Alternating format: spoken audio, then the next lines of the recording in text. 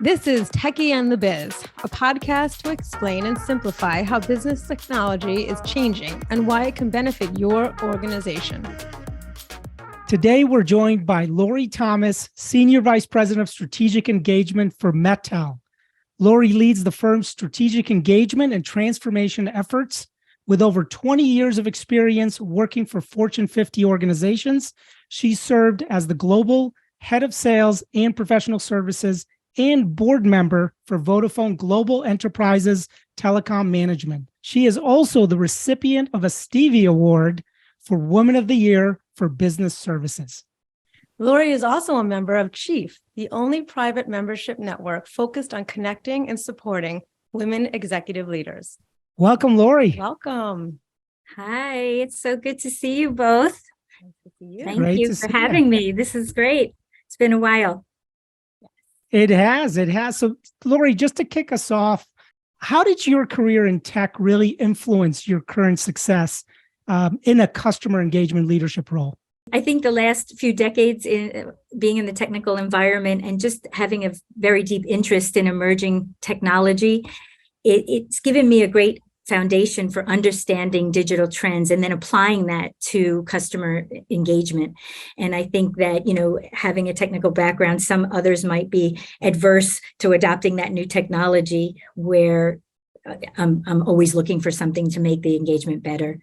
I think too, being able to take a technical concept, whether I'm working with senior technologists or just business strategists within our customer base, being able to translate those technical transformations into business terms and strategies has been invaluable. What is the focus of your role at Mattel? So I'm primarily focused working with our largest, most strategic customers, typical, type multinational corporates, Fortune type enterprises that are very complex in nature. And I'm tasked with customer advocacy, making sure we're delivering on our commitments, but also really understanding their business and taking all of that intel and listening and bringing it back to the organization so that every level within Mattel that works with those customers, we have a singular view on how we help them achieve those goals.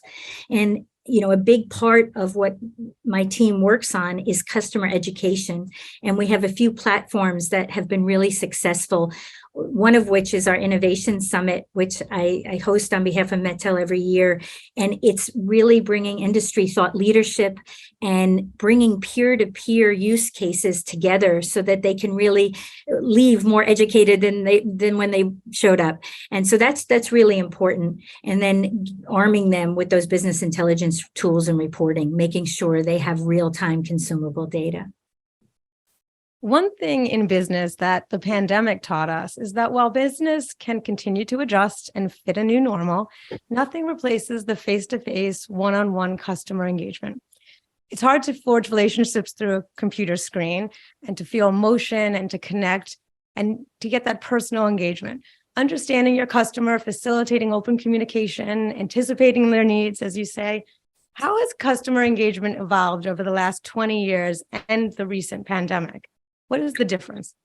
Yeah, it's changed quite a bit. I think, with technological advancements, consumer behavior, just new channels for interaction. I think, with the emergence of the internet and smartphones and social applications, customers want to control their narrative. They want to control how they interact with their vendors. And it's all of those things. And it's really important today to make sure that no matter how they're interacting in person, which is invaluable, but smart bots, websites, social media, that it's a seamless interaction no matter how they do that. And so that they can get their real-time information when they need it, they get their problems resolved, but it's how they want to do it.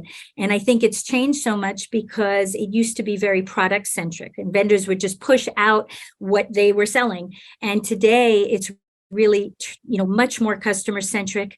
You need to understand what your customers' challenges are. What are they trying to solve for? And then give them the ability to interact with you and solution what's really best for them and keep them ahead of their competition. That's interesting. So it's really transitioning from what used to be selling, from what I'm seeing, to more collaboration and education. Absolutely. They're really looking for, while you'd like to sell them everything and be their one-stop shop for everything, I think it's most important to just understand what they need. And very often we find ourselves solutioning things that these very complex enterprises, global enterprises, have so many touch points and interconnections with different vendors that being able to collaborate with them and work with them, and often their other vendors, really makes for a very frictionless type deployment and very successful. Nice.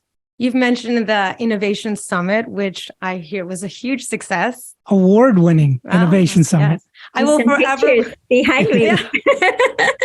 I will forever remember Max talking about how great that it was in Arizona, especially because he got to take pictures with a camel. It wasn't a camel. It was a llama. Oh, a llama. It might have been an alpaca, but Oh, we may have to do a trivia on that. Oh my gosh, an alpaca. Well, that's the one that doesn't spit, right? Because I was going to say he's lucky that it didn't spit on him. you mean llamas spit? I thought only camels spit. No, Maybe that's the distinction. No, I think they do spit on. They do it to get them when the males are giving them advances that they don't like. I hear that they spit on them. The female llamas spit on the males. Yes. I did not know that. Yes. Wow. Anyway, well, now, we need to look into this. The animals, I see a theme here, maybe you can get some longhorned, what are they called? I think they're looking at armadillos now for our next one in San Antonio. Oh, for San Antonio? Yeah, Maybe I was gonna say armadillo the last, races. I don't know. the other one I remember was a donkey. Oh my, yeah. Yes, Yeah. that's in my, there we are. Oh, see, she's got a picture of it. There I was do. a donkey.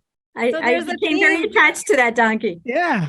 Yeah, I was gonna say the Longhorns for Texas for the next one, There the you go. upcoming There you go. upcoming summit. I love it. I could Okay, see my like- next selfie coming. Yes, I could see it too. You make the wall.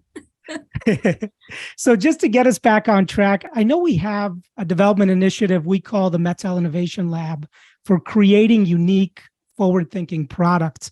Can you describe how that plays into customer engagement? Absolutely. So, being able to work with, often it's our early adopter customers that want to make sure what they're bringing into their organization is right for their organization. Our innovation lab was initiated to really co-develop solutions with them when it's non-invasive, in a very controlled environment that they can test and trial and measure success as we develop with them, so that when it does roll out, it's very, very effective. And, in line with our innovation lab, we have a client advisory board who it consists of about 24 C-level technologists from public companies.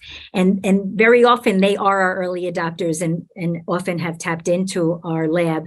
And we've done some pretty interesting, I'm sure people have seen our Starlink press release where we took our managed network services and our SD-WAN solution and did that over Starlink. And that started in the lab. And it was to make sure that when we were ready to deploy, it was going to be a success. And we were able to give good news to our customer base.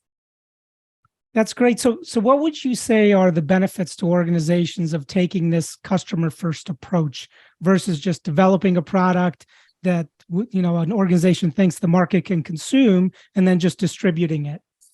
Yeah. So I think, being able to build something with your customers, they really appreciate the willingness and the time that you would invest to build something for them and with them, versus just trying to have prepackaged canned solutions that they have to retrofit and often don't work. And then they have to start from scratch again.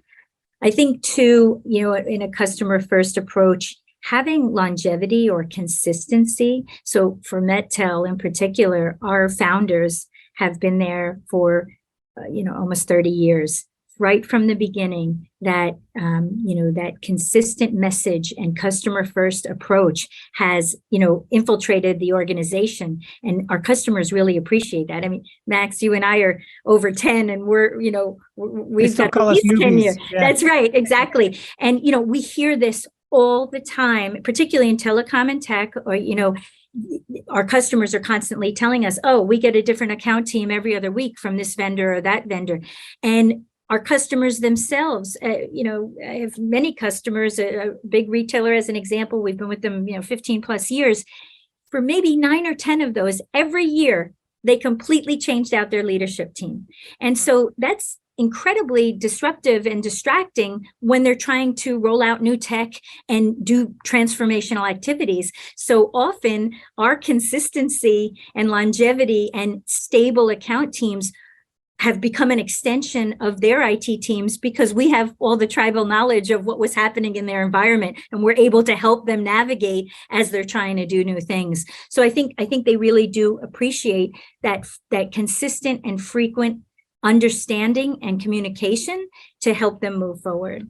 I think it's important to point out some of the greatest products or the greatest product success we've had over the last 10 years, and I don't think people realize it, started with this innovation lab and engagement with the customer approach, whether it's SD-WAN, mobile device as a service, or MDAS offering, or single SIM, which has been hugely successful, all started out utilizing this format and engaging customers and having them tell us what works and what doesn't, so that we can make slight changes in the product to make sure it's a perfect fit for their industry.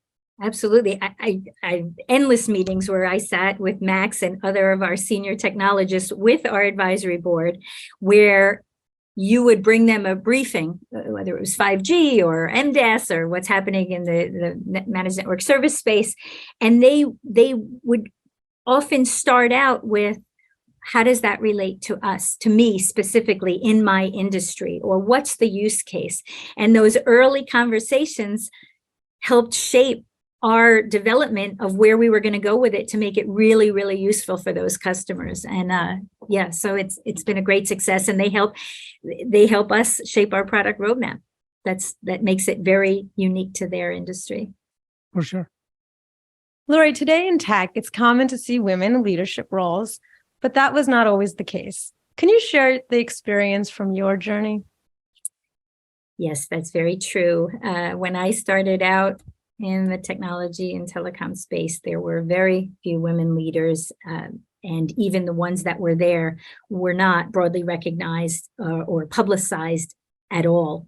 So it was very difficult to navigate. And, I think if you asked anyone off the street during those decades who are male, influential male technology leaders, they would tell you Gates and Steve Jobs and Bezos and Elon Musk, and it would come readily available. And I think if you ask those same people about women leaders, they'd be hard pressed to name some. But that's changing. It's definitely changing for the better. Not fast enough, but it is changing. That's actually exciting news to hear, especially with our 17-year-old daughter thinking of her future and Yes. applying to colleges. I keep telling her and her brothers that the future is in cybersecurity. So start coding.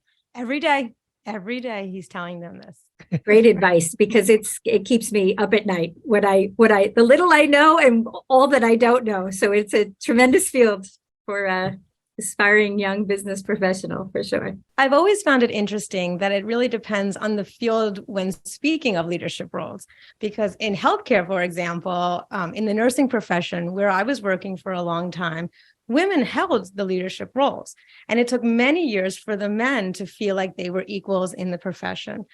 But with women entering leadership roles in tech, where there have been predominantly men, as you say, and in these roles, what would you say is influencing this change? I think it's a couple of things. I think one is just awareness of gender inequality and an increased awareness for diversity and inclusion. And I think having now more education, more awareness has then opened the door to an openness to hire more people in underrepresented groups. And therefore, as that permeates, there's more of an acceptance, and it becomes contagious in a very good way. I think also the women in tech there's more advocacy and mentorship which was not always available in past decades. And there's much, much more of that. And you touched on Chief at the beginning of our session. I'm very proud to be a part of that organization that started in 2019. Carolyn Childers and Lindsay Kaplan, they launched that, and that's the year that I joined. And they've just done tremendous work in helping get women to the top and bringing others with them and keeping them there. And so I think all of those awareness, education, and advocacy and mentorship are all contributing to the change. And actually this year, the first year that the Fortune 500 list hit 10% of women CEOs, which is, tremendous. It's at 53. Long way to go, but it was at 7, back in 2002. So huge step change, but a long way to go. Yeah. Awesome. That's exciting. Yeah. 10%. That's a big number. Yeah. But like you said, there's obviously a lot more to go. Okay. Well, that brings us to game time. This is where we play a game with you, Lori, to get to know you a little better.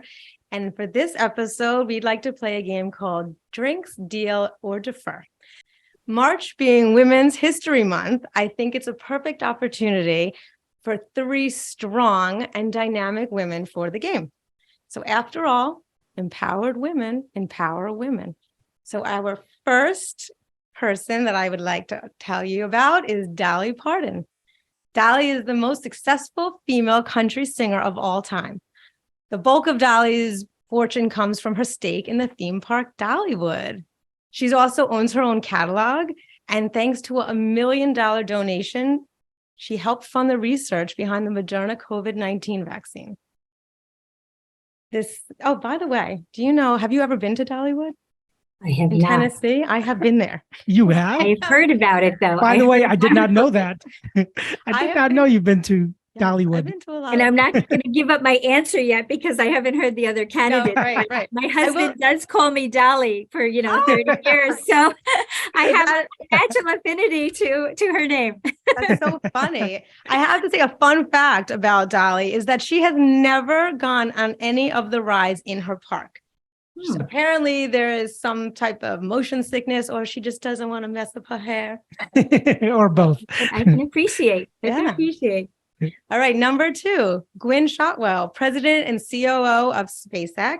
In her time at SpaceX, she has built the Falcon Vehicle Family Manifest to more than 70 launches. SpaceX was the first private company to put commercial satellites into orbit and the first private company to send humans into orbit to the International Space Station. It is also the world's largest commercial satellite constellation operator. Shotwell has also been included in the Women in Technology's International Hall of Fame, and she was named one of Time Magazine's 100 most influential people in the world in 2020. And number 3, Amal Clooney. Amal Clooney is the co-founder and co-president, along with her husband, George, of the Clooney Foundation for Justice. She's also a barrister specializing in international law and human rights, and represents victims of human rights violation in national and international courts. Mrs. Clooney has also helped secure freedom for political prisoners around the world, including journalists and opposition figures. So here we go. Who would you like to have drinks with, make a deal, or defer? Dolly, Gwen, or Amal? Wow, those are some fantastic and influential women, and it's a tough one.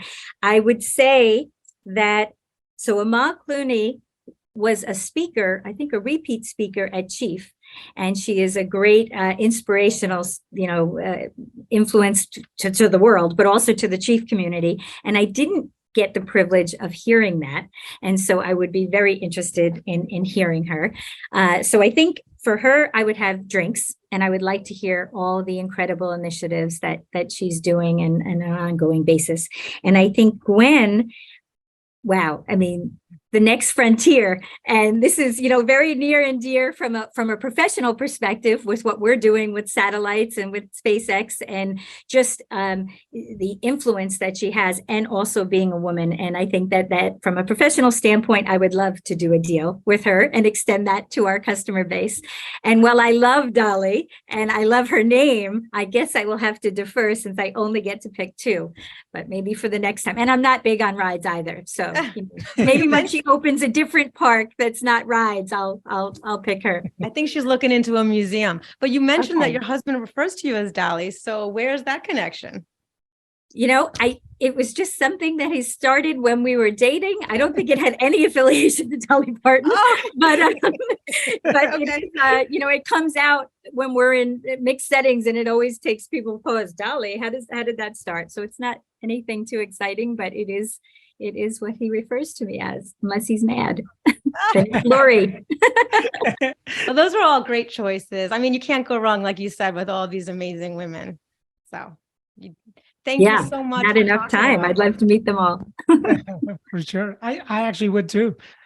Thank you, Lori, for talking to us today. It was so nice to speak with you. It was great to see you both, and thank you so much. If you'd like to learn more about strategic engagement team or any other services at Mettel, go to mettel.net or contact your Mettel sales representative.